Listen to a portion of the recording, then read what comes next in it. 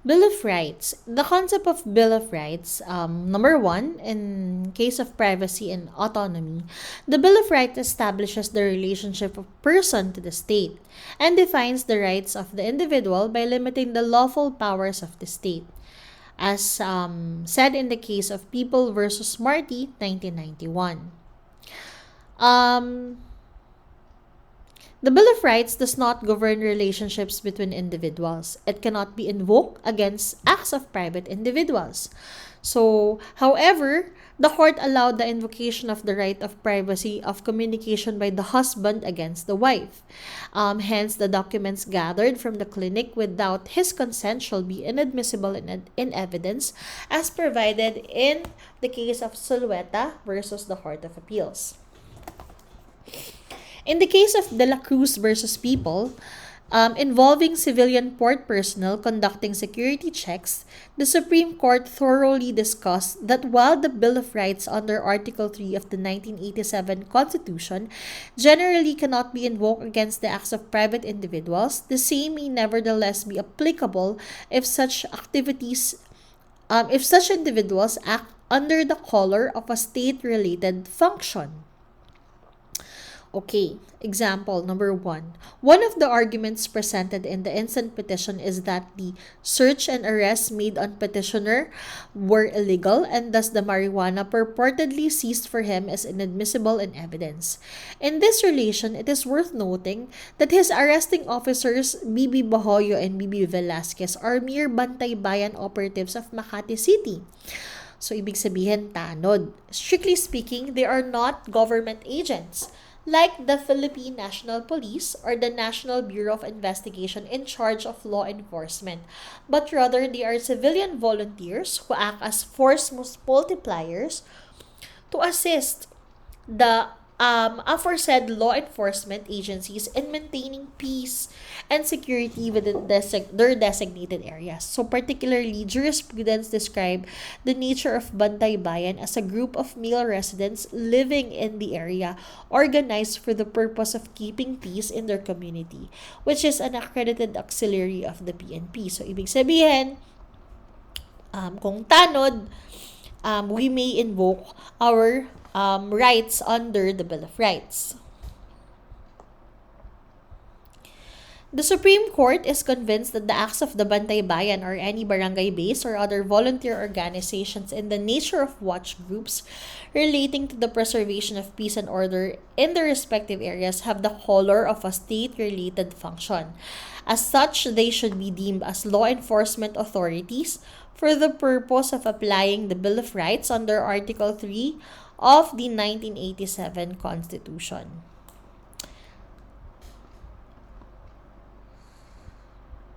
In relation to human rights, the Universal Declaration of Human Rights, International Covenant on Economic, Social, and Cultural Rights, and the International Covenant on Civil and Political Rights suggest that the scope of human rights can be understood to include those that relate to an individual's social, economic, cultural, political, and civil relations. These broad concepts are equally contemplated by the framers of the Constitution in adopting the Bill of Rights and the creation of the Commission on Human Rights. Due process of law. The concept of right to life, liberty, and property. Life. This guarantees essentially the right to be alive, upon which the enjoyment of all other rights is preconditioned. Liberty, the right to exist and the right to be free from arbitrary restraint or servitude. It is not merely freedom from physical restraint but also the right to enjoy his facilities, subject only to restraint that is necessary for the common welfare. Property, it means anything that can come under the right of ownership and be the subject of contract. So what are the kinds of due process? One is the substantive due process. Substantive due process refers to the intrinsic validity of a law that interferes with the person's life, liberty, or property. Violation of substantive due process makes the law unconstitutional. Publication of laws is part of substantive due process, as stated in Tanyada versus Tovera. The requisites of substantive due process is that first, it must not contravene the Constitution or any statute. It must be fair, not oppressive. It must not be partial or discriminatory. It must not prohibit but may regulate trade. It must be general and consistent with public policy, and it must not be unreasonable. Hence, an invalid exercise of police power is unconstitutional because it violates substantive due process. In the bar, use the requisites of police power instead. Gito. To determine if the substantive due process is complied with, apply the police power test. The same are the requisites for a valid ordinance. The test of judicial scrutiny in relation to substantive due process. Strict scrutiny, there must be a compelling state interest, and the means used is the least restrictive means to protect the interest of the means chosen is narrowly tailored to accomplish the interest. So again, when we say strict scrutiny, compelling state interest, least restrictive means, and narrowly tailored to accomplish the interest. In intermediate scrutiny, there must be an important governmental objective. The means is substantially related to the achievement of such objective. Rational basis. The test requires only that there be a legitimate government interest and that there is a reasonable connection between it and the means employed to achieve it. Strict scrutiny applies when it interferes with fundamental rights of burdens, suspect classes such as protection of public health and safety, regulation of violent crime, the requirements of national security and military necessity, and the respect for fundamental rights. Commonly used tests because laws are not challenged unless fundamental rights are violated. Intermediate scrutiny does not involve suspect classes or fundamental rights such as gender or legitimacy. Rational basis applies to all other subjects not covered by the first two tests. On the bar, you can use either the requisites of police power or the test of judicial scrutiny. Note that the applicable requisites must change depending on the categorical question. Do not use the test of police power if the question is, was due process violated? So, the mayor of Davao City approved an ordinance imposing a ban against aerial spraying of pesticide as an agricultural practice by all agricultural entities within Davao City. The ordinance states that said ban will take effect 3 months after the said publication of the newspaper of general circulation. The agricultural associations as well as the agricultural corporations are now challenging the said ordinance for being violative of the due process clause, for being oppressive given that the said corporations only has 3 months to comply, considering that the shift to another method from aerial spraying requires large costs and long periods of time. The question is, was there a violation of the due process clause in the implementation of the said ordinance? The answer is yes. There is a violation of the due process clause for being oppressive. In order to declare one as a valid piece of local legislation, it must also comply with the following substantive requirements, namely, 1. That it must not contravene the Constitution or any statute. 2. It must be fair and not oppressive. 3. It must not be partial or discriminatory. 4. It must not prohibit but may regulate trade. 5. It must be general and consistent with public policy. And 6. It must not be unreasonable. The ordinance is unreasonable and oppressive in that it sets the effectiveness of the ban at 3 months after publication of the ordinance. The impossibility of carrying out a shift to another mode of pesticide application within 3 months can readily be appreciated given the vast area of the affected plantations and the corresponding resources required therefore. Thus, the conversion to other methods will not be completed in 3 months. This would result to affected entities to face the consequences of the ban. In procedural due process, the procedural due process refers to the regular methods of procedure to be observed before one's life, liberty, or property can be taken away. Violation of this makes the proceeding invalid, and the minimum requirements are notice and hearing, as in the case of ENOT versus IAC. The twin rights may be dispensed with when there is a conclusive presumption or an urgent need for immediate action, such as summary abatement of nuisance, for example, like a mad dog on the loose, pornographic materials, contaminated meat, narcotic drugs, and filthy restaurants. preventive suspension of a public officer charged with violation of AGCP, cancellation of passport of a person sought to criminal prosecution, and issuance of ex parte TRO with a period of 72 hours.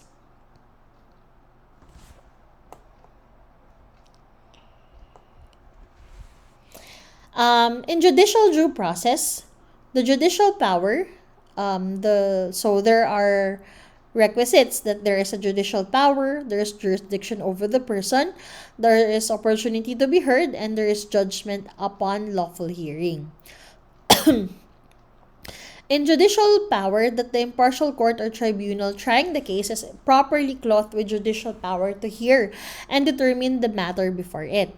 In jurisdiction over person, that jurisdiction is lawfully acquired by it over the person of the accused, and that the opportunity to be heard, that the accused is given an opportunity to be heard.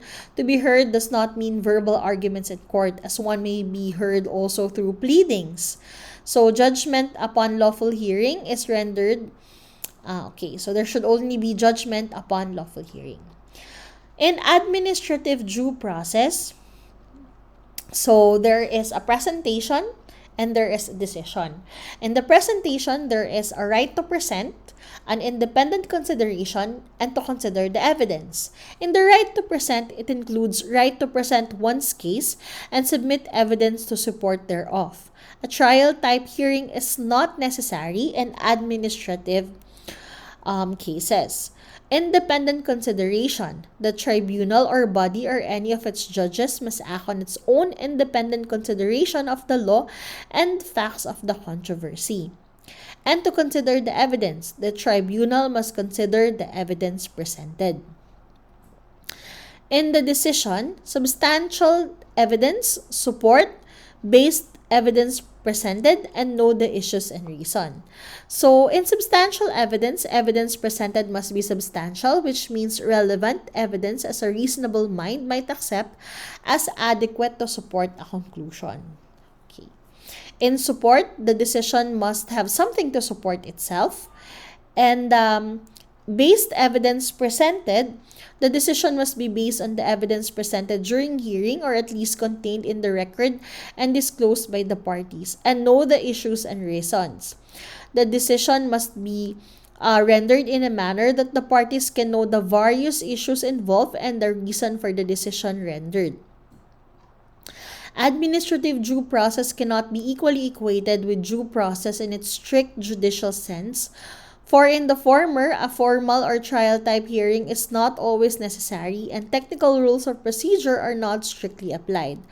The essence of due process is to be heard, and as applied to administrative proceedings, this means a fair and reasonable opportunity to explain one's side, or an opportunity to seek a reconsideration of the action or ruling complained of.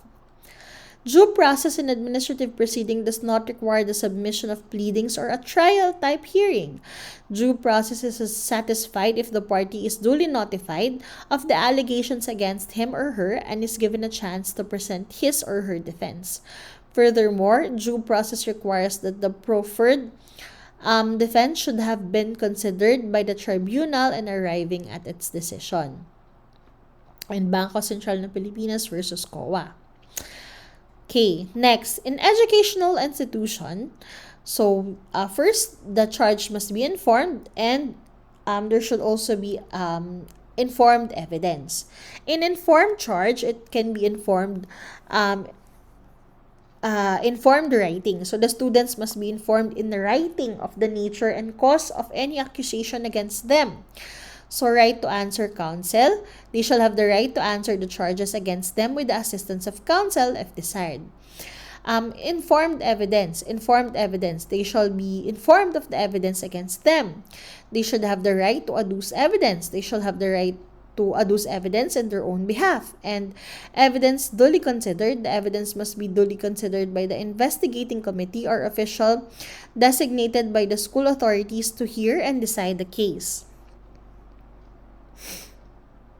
There is a preliminary investigation. There is no law or rule requiring the investigation prosecutor to furnish the respondent with the copies of the counter affidavits of correspondence. The rights of a respondent in a preliminary investigation are limited to those granted by procedural law.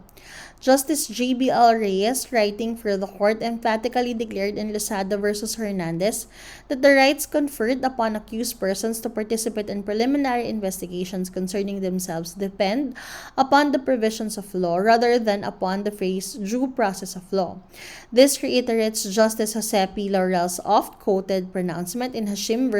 Boncan that the right to a preliminary investigation is statutory and not constitutional. In short, the rights of a respondent in a preliminary investigation are merely statutory rights and not constitutional due process rights. Further, a preliminary investigation is not a quasi-judicial proceeding since the prosecutor in a preliminary investigation does not determine the guilt or innocence of the accused. Hence, it is not part of constitutional due process. Extradition. Neither the treaty nor the extradition law preclude these rights from a prospective extradite. An application of the basic twin due process rights of notice and hearing will not go against the treaty or the implementing law. Deportation. Criminal procedure. Although a deportation proceeding does not partake of the nature of a criminal action, considering that it is a harsh and extraordinary administrative proceeding affecting the freedom and liberty of a person, the constitutional right of such person to due process should not be denied. Thus, the provisions of the Rules of Court of the Philippines, particularly on criminal procedure, are applicable to deportation proceedings. 2 criminal information was filed against WXYZ, charging them with 2 counts of carnapping for allegedly holding up and robbing M, taking his motorcycle, Seiko watch, t-shirt, and wallet. M was invited by the police to identify his assailants. Prior to said presentation, M had not described his assailants to the police. At the police station, the police presented to M 4 persons to be identified. M pointed to X, Y, and Z as the persons who robbed him. The RTC found X and Y guilty of carnapping on the sole basis of M's out-of-court identification. X filed an appeal arguing that the out-of-court identification was not valid as it was conducted through a police show-up and not line-up, since only 4 suspects were presented to M for identification. X argues that the procedure conducted by the police officers in identifying the perpetrators of the crime charge is seriously flawed and gravely violated by the X's right to due process, as it denied them the right to a fair trial to the extent that the in-court identification proceeded from and was influenced by impermissible suggestions. Is X correct? Yes, X is correct. An out-of-court identification such as police show-up is inadmissible if it is tainted with improper suggestions by police officers. Due process was not complied in the out-of-court identification of the sole witness as it did not pass the totality of circumstances test. The court, citing People versus Tehanque Jr., stated that out-of-court identification is conducted by police in various ways. Courts have fashioned out rules to assure its fairness and its compliance with the requirements of constitutional due process in resolving the admissibility of and relying on out-of-court identification of suspects. Courts have adopted the totality of circumstances test, where they consider the following factors. 1. The witness opportunity to view the criminal at the time of the crime. 2. The witness degree of attention at that time. 3. The accuracy of any prior description given by the witness. 4. The level of certainty demonstrated by the witness at the identification. 5. The length of time between the crime and the identification and the suggestiveness of the identification procedure. Here, the court ruled that the identification did not pass the totality circumstance test to comply with due process for the following reasons. The out-of-court identification was tainted with improper suggestion. The court found that the identification was tainted with improper suggestion for the following reasons. M was invited by the police to identify his assailants, knowing that he would meet his assailants. The police showed 4 people, which is the same number of people that attacked him, and there was no prior description of his assailants. It was highly likely that M's identification was tainted with apparent suggestiveness. X filed a complaint against Judge Y for nullifying X's marriage without even knowing about it. Based on the records, no hearing was conducted on the case at all. Judge Y was dismissed from the service in another case, dishonesty, gross ignorance of the law, gross misconduct, and incompetency for, among others, disposing of nullity and annulment marriages with reprehensible haste. Judge White died on April 10, 2018 from acute respiratory failure while the administrative complaint was pending. The Office of the Court recommended that the case be dismissed because continuing would violate due process. Is the OHA correct? Yes, administrative proceedings require that the respondent be informed of the charges and be given an opportunity to refute them, even after judgment is rendered. Due process requires that the respondent not only be informed of the judgment but also be given the opportunity to seek reconsideration of that judgment. This is the true definition of the opportunity to be heard. The opportunity to be heard can only be exercised by those who have resigned or retired. The reason is obvious. They are still alive. Even if they cease to hold public office, they can still be made aware of the proceedings and actively submit pleadings. Dead respondents have no other recourse. They will now never know how the proceedings will continue, let alone submit responsive pleadings. They cannot plead innocence or beg clemency, and that forecloses any opportunity to be heard.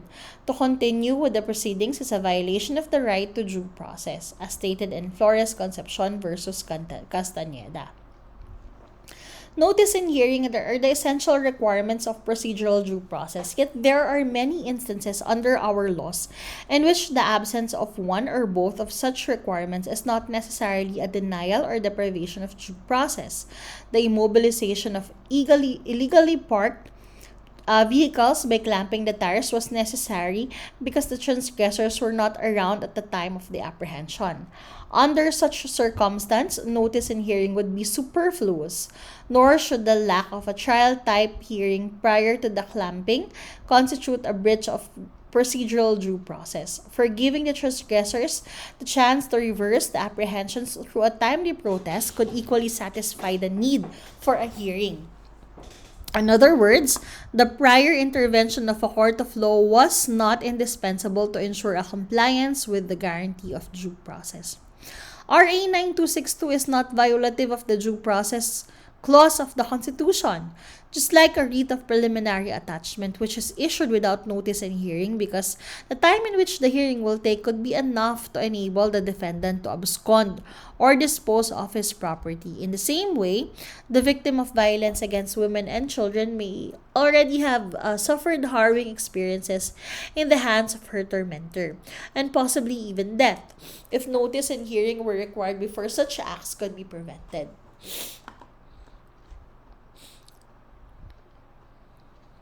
Equal protection of laws.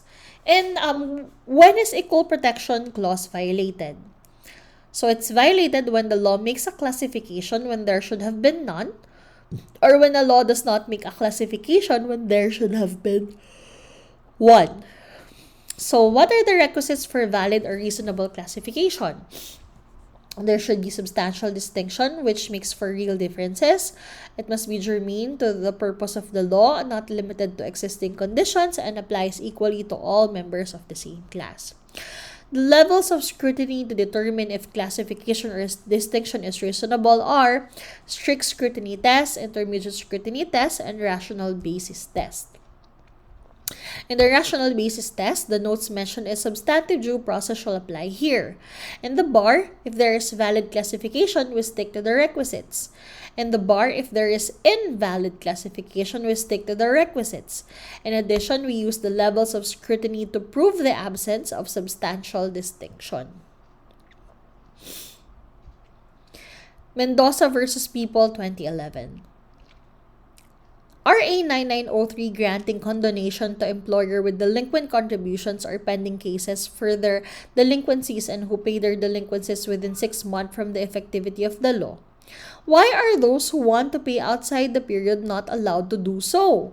Number one, there is substantial distinction between those who were able to pay within the period and those who want to pay outside the period. Number two, in limiting the benefits of RA 9903 to delinquent employers who pay within the 6-month period, the legislature refused to allow a sweeping, non-discriminatory condemnation to all delinquent employers, lest the policy behind RA number 8282 be undermined. And number three, if you do not follow the condition provided by law, you are not entitled to the benefits. In Quinto versus Comelec, 2010, why are their appointive officials ipso facto resigned when COC is filed? Why elective officials are not ipso facto resigned? There is a substantial distinction between these two officials. The nature of the function of elective officials is to be engaged in partisan political activity. The same is not true for appointive officials. In Golden Way versus Equitable PCI 2013, the redemption period of property owners of mortgage real property is 1 year for natural persons and 3 months for juridical persons. There is a substantial distinction between juridical persons and natural persons. The property mortgaged by judicial persons are not business purposes, while it is residential purposes for natural persons. In Garcia versus Drilon, RA 9262 VAUSI in favoring women over men as victims of violence and abuse. There are also men who are victims of abuse. So why is VAUSI exclusive to women? The distinction lies on the unequal power relationship between men and women. The fact that women are more likely than men to be victims of violence and the widespread gender bias and prejudice against women all make real differences that justly justify classification under the law. In Imbong versus Ochoa, 2014, consensus objector means government health workers are duty-bound to follow RH law despite being offensive to their religion, while private health workers are allowed not to follow the RH laws. This is unconstitutional because there is no substantial distinction between public health workers and private health workers. In PJA versus Prado, why is franking privilege for executive and legislative? While it is onerous for judiciary, there is no substantial distinction. BOC employees versus Teves 2011, the system of benefits and sanctions provided for under the attrition law for the benefit of employees of BIR and BOC. The attrition law provides that BIR and BOC employees can only have bonuses if they meet their quotas. Why is it attrition law is limited only to BOC and BIR and not to other government employees? Because they perform a special function which is collect taxes, the lifeblood of the government. Hence, there is substantial distinction between BIR, BOC employees and other government employees. Ormoc Sugar versus Treasurer of Ormoc City. The ordinance imposing 1% per export sale of any and all production of the sugar milled at Ormoc Sugar Corporation. Is this invalid? Yes, it is limited to existing conditions only. It does not apply to future conditions when other sugar companies build sugar mills in the future. Further, there is no substantial distinction between Ormoc Sugar Corporation and other sugar milling companies which will be organized in the future. In Serrano versus Galant, 2009, unexpired portion of his employment contract or for 3 months of every year of unexpired term, whichever is less. There is no substantial distinction between OFWs with less than 1 year unexpired term and the OFWs with more than 1 year unexpired term. There is no reason why those with longer unexpired term shall have a lesser entitlement than those with shorter unexpired term. Hence, the phrase for 3 months for every year of unexpired term is held unconstitutional because it's violation of equal protection of law. Can the Congress reenact a law which was declared unconstitutional by the court? No. Once the court declares it's unconstitutional, it cannot be reenacted unless there is change of relation between the parties. Thus, when a law or a provision of law is null because it is inconsistent with the Constitution, the nullity can be cured by reincorporation of reenactment of the same or a similar law or provision. A law or provision of law that was already declared unconstitutional remains as such unless circumstances have so changed as to warrant a reverse conclusion. So next is the concept of right against unreasonable searches and seizures. The concept of privacy. So the right to privacy has been concisely defined as the right to be left alone. It has also defined as the right of a person to be free from unwarranted publicity and the right to live without interference by the public in matters with which the public is not necessarily concerned. What are included in the right to privacy? The locational or situational privacy, the right to move without their location being disclosed, the decisional privacy, right to independence in making certain important decisions, the informational privacy, right in avoiding of disclosure or personal matters, private information, and surveillance. How to determine if right to privacy was violated? The reasonable expectation of privacy. The reasonable expectation of privacy test is used to determine if the right to privacy was violated. It involves a two-part test, the subject test and the object test. The subject test is individual. The individual by his conduct had expectation of privacy. And the object test or society. The society recognizes that his expectation is reasonable. As an example, by posting photos viewable to friends where there is no expectation of privacy, as in Vivaris versus Theresa College, and the society does not recognize the expectation as reasonable, hence the photos obtained shall be admissible in evidence since the right to privacy was not violated. Next, intrusion, when allowed, gathered from right to privacy in com or chorus. So, by lawful order of the court or probable cause, among others, Section 2 should be followed by the court to allow instruction. Number 2, particularity of description is needed for written correspondence. And number 3, however, for wiretaps and the like, there is no need to describe the content. However, identity of the person or persons whose communication is to be intercepted, the offense or offenses sought to be prevented, and the period of the authorization given should be specified. That a law is required before an executive officer could intrude on certain citizens' private privacy rights is not guaranteed. That is only to the public at large, but not to persons who are detained or imprisoned.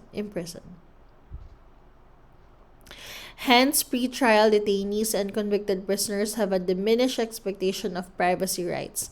Hence, the items coming to or from the prisoners are subject to reasonable measures to secure the safety of the detainee and the jail to prevent his escape.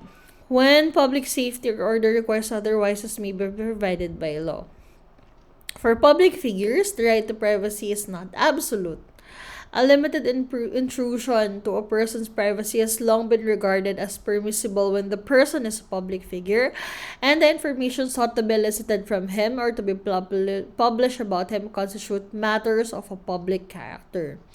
The interest sought to be protected by the right of privacy is the right to be free from any wrong publicizing of the private affairs and activities of an individual, which are outside the realm of legitimate public concern.